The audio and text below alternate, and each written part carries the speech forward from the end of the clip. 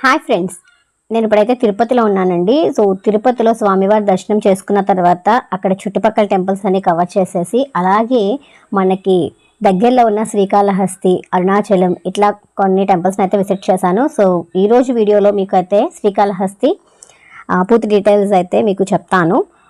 First అయితే మేము తిరుపతిలో ఒక హోటల్లో స్టే చేసాము. ఈ హోటల్ నుంచి బస్ స్టాండ్కి అయితే వెళ్ళి అక్కడ నుండి శ్రీకాళహస్తికి టికెట్ అయితే తీసుకున్నాము. టికెట్ ప్రైస్ వచ్చేసి 65 రూపాయలు మాత్రమే. అండ్ మనకి తిరుపతి నుండి శ్రీకాళహస్తి జస్ట్ 1 గంట సమయం మాత్రమే పడుతుంది.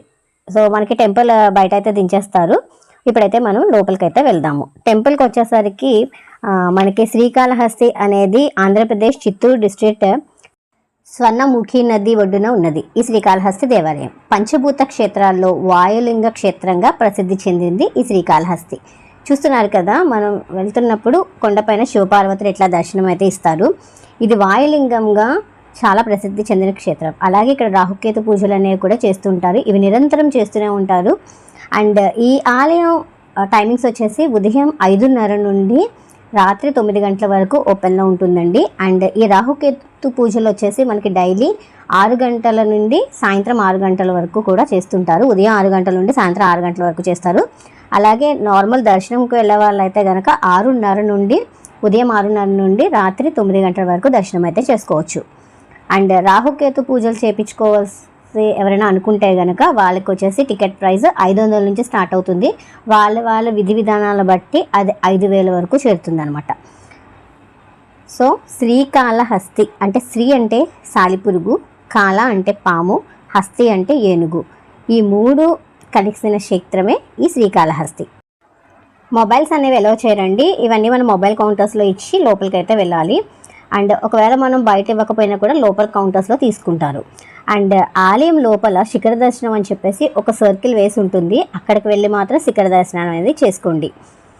అండ్ భక్త కన్నప్ప తన కంటిని తీసి శివలింగానికి అమర్చి భక్తిని నిరూపించుకున్న క్షేత్రాన్ని ఈ శ్రీకాళహస్తి క్షేత్రం అంటారు.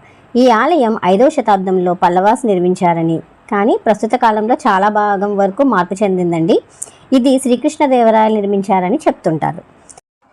ఇక్కడ కనిపిస్తున్న విధంగానే స్వామివారి నిజదర్శనం అనేది మనకు కనిపిస్తుందండి. అండ్ ఈ క్షేత్రం యొక్క స్పెషాలిటీ ఏంటంటే ఈ శివలింగం అనేది స్వయంభూగా గాలికి వీస్తూ ఉంటుందండి. గాలికి నిరంతరం కదులుతూ ఉన్నట్టుగా, ప్రాణం ఉన్నట్లుగా భావిస్తారు. అండ్ ఇక్కడ శివలింగానికి అభిషేకాలంటూ ఏమీ చేయరండి. శ్రీకాళహస్తి స్టోరీకి వస్తే కనుక సాలీడు పూజ చేస్తూ వస్త్రంలా శివలింగం చుట్టూ ఒక అల్లికలాగా అమర్చి ఉంచుతుంది. అలాగే పాము కూడా మణిని ఉంచుతుంది శివలింగం పైన. ఒక ఏనుగు నీటిని తీసుకొచ్చి అభిషేకం చేస్తూ ఉంటుంది అనమాట. వీటి నిస్వార్థ భక్తికి మెచ్చి శివుడు 3ంటికి మోక్షం ప్రసాదించాడని, ఈ జీవుల పేర్ల మీదుగా ఈ ప్రాంతానికి శ్రీకాళహస్తి అని పేరు వచ్చిందని పురాణాలు చెప్తున్నాయి. అండ్ ఈ ఆలయానికి డ్రెస్ కోడ్ వచ్చేసి ఆడపిల్లలు అయితే చుడిదార్స్లోని, పెద్దవాళ్ళు అయితే శారీస్లోని, అండ్ మగపిల్లలు అయితే కనుక ఫార్మల్ డ్రెస్సెస్లోని రావాల్సి ఉంటుందండి. అండ్ భక్త కన్నప్ప స్టోరీ వచ్చేసి ఏంటంటే, శివుడిపై అంతులేని ప్రేమతో భక్త కన్నప్ప ప్రతిరోజు పూజలు చేస్తూ ఉండేవాడు అనమాట. ఒకరోజు శివలింగం నుండి రక్తం కారటం చూస్తాడు. అయితే అయ్యో శివలింగం నుంచి రక్తం కారిపోతుంది అని చెప్పి తన కంటిని తీసి ఆ శివలింగానికి అమర్చుతాడు అనమాట. అప్పుడు 2వ కంటిని కూడా తీస్తుండగా శివుడు ప్రత్యక్షమయ్యి కన్నప్పని, అయ్యయ్యో నువ్వు ఇలాంటి పనులు చేయొద్దు, నీవు ఇంత భక్తిని నా పైన చూపించావు కాబట్టి నీకు మోక్షం ప్రసాదిస్తానని చెప్పేసి భక్త కన్నప్పకి మోక్షం ప్రసాదిస్తాడు. ఇది భక్త కన్నప్ప యొక్క స్టోరీ. సో శ్రీకాళహస్తి వెళ్ళినప్పుడు ఖచ్చితంగా టెంపుల్లో ఉండే ప్రతి అణువులోని శివుడిని దర్శనం అనేది ఉంటుందండి. ఖచ్చితంగా టెంపుల్ని అయితే విజిట్ చేయడం మర్చిపోకండి. ఇదండి ఇవాల్టి వీడియో. ఐ హోప్ వీడియో మీ అందరికీ నచ్చింది అనుకుంటున్నాను. ఒకవేళ నచ్చితే కనుక తప్పకుండా లైక్ చేయండి, మీ ఫ్రెండ్స్ అండ్ ఫ్యామిలీ మెంబర్స్కి షేర్ చేయండి, సబ్స్క్రైబ్ చేయడం మర్చిపోకండి. మరో మంచి వీడియోతో మీ ముందుకు వస్తాను. This is Manisha Chintakula signing off.